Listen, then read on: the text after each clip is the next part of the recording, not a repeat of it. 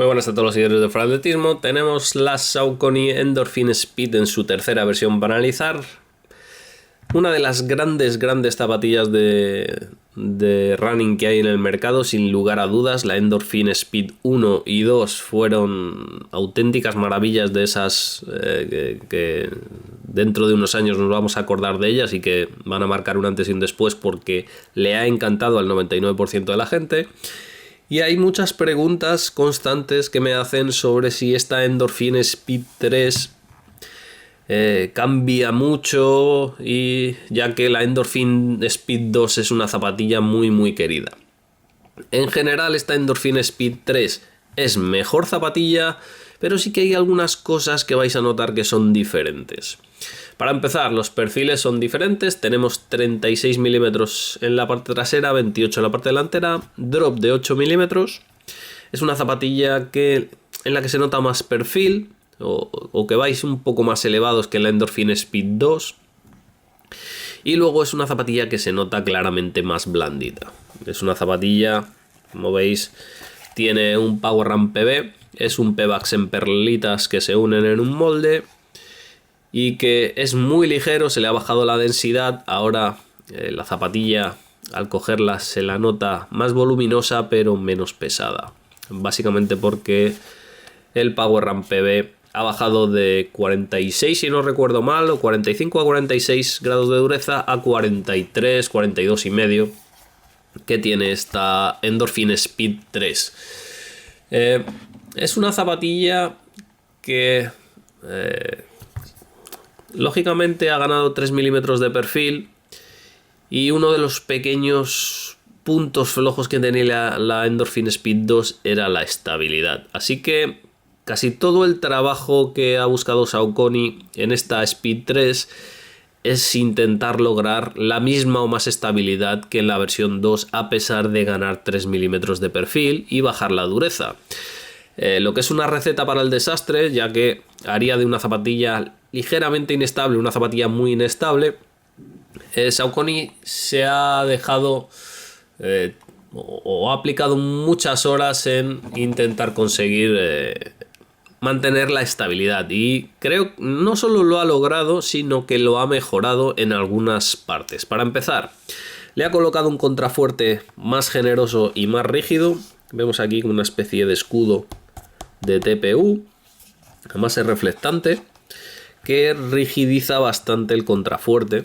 Eso ayuda a que el calcáneo se mantenga bastante más estable, y luego tiene una estabilidad dinámica. Como veis, tenemos un surco en la zona media, como hemos visto en las últimas Saucony, en las que al aterrizar estas zonas se abren. Se gana profundidad de amortiguación, y al ganar profundidad de amortiguación estas zonas se separan, se abren y nos ofrecen una estabilidad, una base mayor de la que tenemos. Base que, por cierto, también la han aumentado. Teníamos, si no recuerdo mal, teníamos 113 milímetros en la parte delantera y ahora tenemos 116, y teníamos 85 y ahora tenemos 92. Pero esos 7 milímetros que han aumentado en la parte trasera y 3 que han aumentado en la parte delantera, sobre todo en la parte trasera, son 7 milímetros que luego se convierten en unos 9 o 10 cuando logramos que la zapatilla entre en carga. Así que por ahí han logrado bastante estabilidad, y luego han cambiado la placa de nylon, la han cambiado dándole unas geometrías especiales. Como veis en esta parte, y luego en la parte interna, la placa sobresale. Es una placa de longitud completa, como teníamos en la Speed 1 y 2.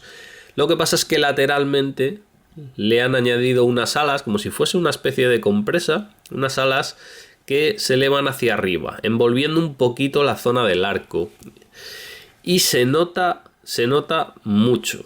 Es quizá la cosa que más vais a notar de estas Endorphin Speed 3 si venís de la 1 o de la 2, porque al aterrizar más o menos la experiencia es similar. Lo que pasa es que en esta Endorphin Speed 3 tenemos más rebote, es una zapatilla un poquito más blanda, pero lo que es la transición, que era súper fluida en la 2, Esta transición sigue siendo fluida, pero vamos a tener un recorrido de amortiguación trasero generoso, pero luego vamos a entrar en la zona donde aparecen las alas y vamos a tener como mucha sensación de guiado en la zona media.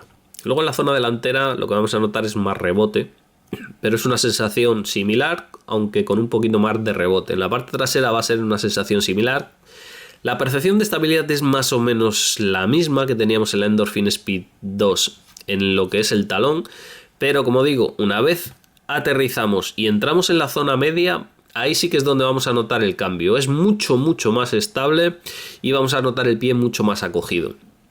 Si entramos de esta parte hacia adelante, la zapatilla se va a comportar mucho más estable que las versiones anteriores, pero si aterrizamos de talón vamos a notar más amortiguación y vamos a notar esa inestabilidad o ligera inestabilidad en el talón hasta que lleguemos a la zona media. Esos son dos de los puntos que hay que tener en cuenta si hemos probado las versiones anteriores.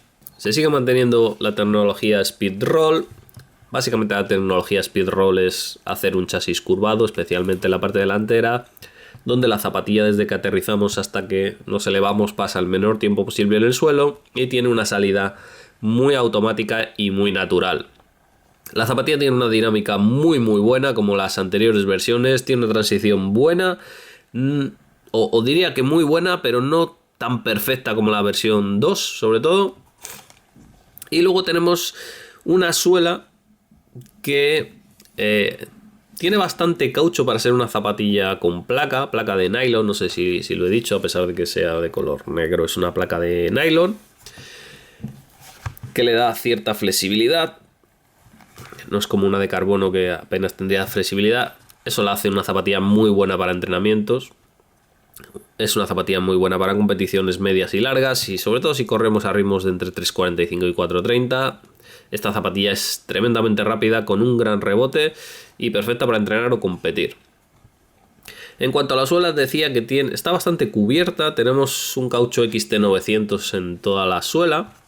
No tiene una suela muy gruesa en cuanto a perfiles, pero en las zonas concretas está bastante protegida. Es un XT900 de 66 grados de dureza, con algunos taquitos.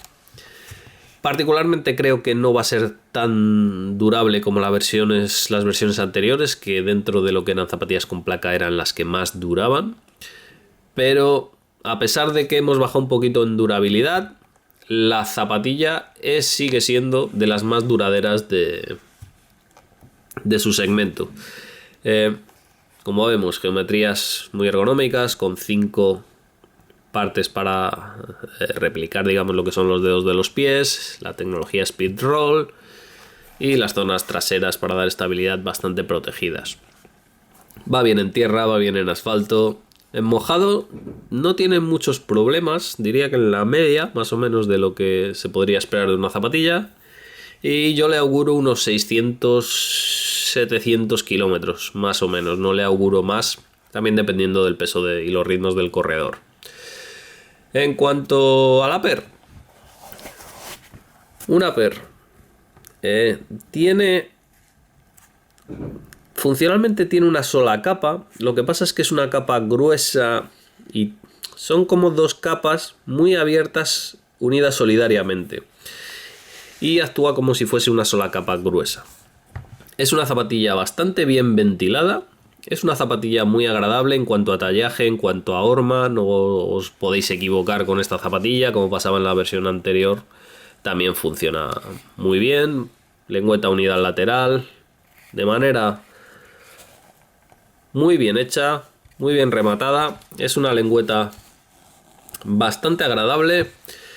Como digo, tiene un contrafuerte bastante contundente. Y luego el recubrimiento interno, como pasa en la Endorphin Pro 3, es un poco rugoso y, como diría, barato, pero lo hacen así para que creen más fricción y el pie no tienda a deslizarse en una zapatilla que a priori va a ir a ritmos vivos, incluso muy vivos. Yo la he probado a 3 el kilómetro y la zapatilla responde muy bien, así que le han puesto esto.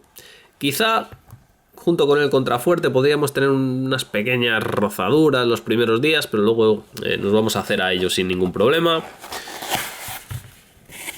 Plantilla muy simple de EVA. Me ha sorprendido porque, bueno, Saucony tiene capacidad para dotar a la zapatilla de una plantilla un poco más evolucionada, pero también es una zapatilla que tiene una diferencia de precisión muy notable con la Endorphin Pro 3. Ya sabéis que es una de las zapatillas que más me gusta de este año. Pero claro, es una zapatilla que vale 70 euros más o menos que la Endorphin Pro 3. No tiene el rebote de la Endorphin Pro 3, pero en general se parecen bastante. Así que esta es una de las partes en las que se puede ahorrar. También es una zapatilla apta o más apta para plantilleros que cualquier otra zapatilla con placa. Porque, como digo, está diseñada para poder utilizarse en entrenamiento. La placa con alas ayuda un poquito a sujetar la plantilla lateralmente. Así que si tenéis plantilla y queréis una zapatilla de entrenamiento ágil o de competición, si no sois de la parte primera del pelotón, no hacéis un maratón en 2 horas 45, pues esta zapatilla tiene mucho sentido para rondar las 3 horas, de 3 horas a 3 horas 30. Esta es una zapatilla, si no la mejor, de las mejores. Es, como digo, una zapatilla que os puede sacar de muchos problemas. Podéis incluso entrenar y competir con ella, lo que pasa es que la vais a castigar mucho de kilómetros. Pero sigue siendo tan buena o mejor que la Speed 3, que la Speed 2. Simplemente el único punto, digamos, peor que la versión anterior es que la transición, aun siendo muy buena, no es tan perfecta como teníamos en la Endorphin Speed 2. Pero eso sobre todo se debe a que tenemos más amortiguación y tenemos una placa con alas que nos da mucha más estabilidad en la zona media. Tenéis más datos en la prueba escrita y hasta un próximo vídeo.